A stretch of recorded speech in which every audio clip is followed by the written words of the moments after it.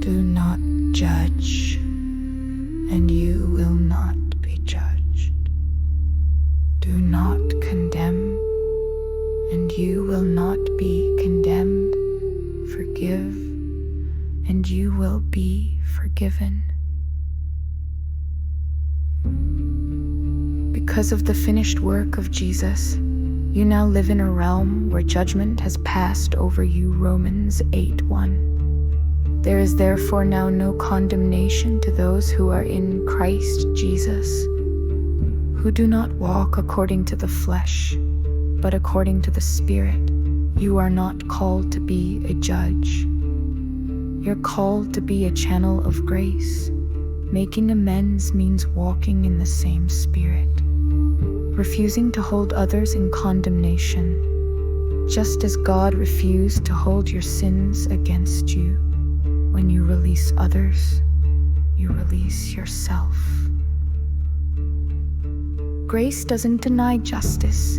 It fulfills it at the cross. You're free to forgive because Christ forgave you eternally and completely. Now mercy is your new normal. Luke 6:31. Do to others as you would have them do to you.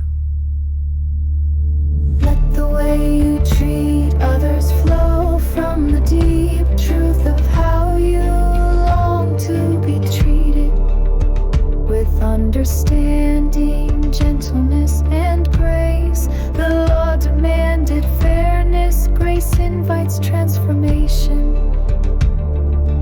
This is not just behavioral, it's relational.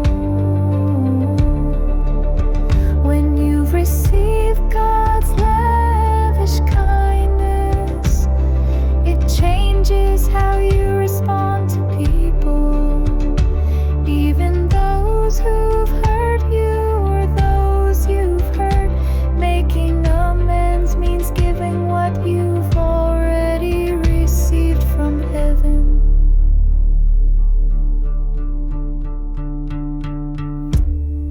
We love because He first loved us. We do unto others not to earn righteousness, but because His righteousness is already alive in us. Hebrews 10:24. Let us consider how we may spur one another on toward love and good deeds.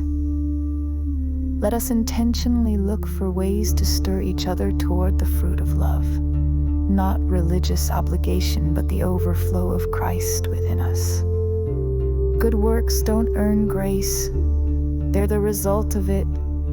Making amends is one of the most powerful good deeds, rooted in love, because it restores, heals, and reflects Jesus.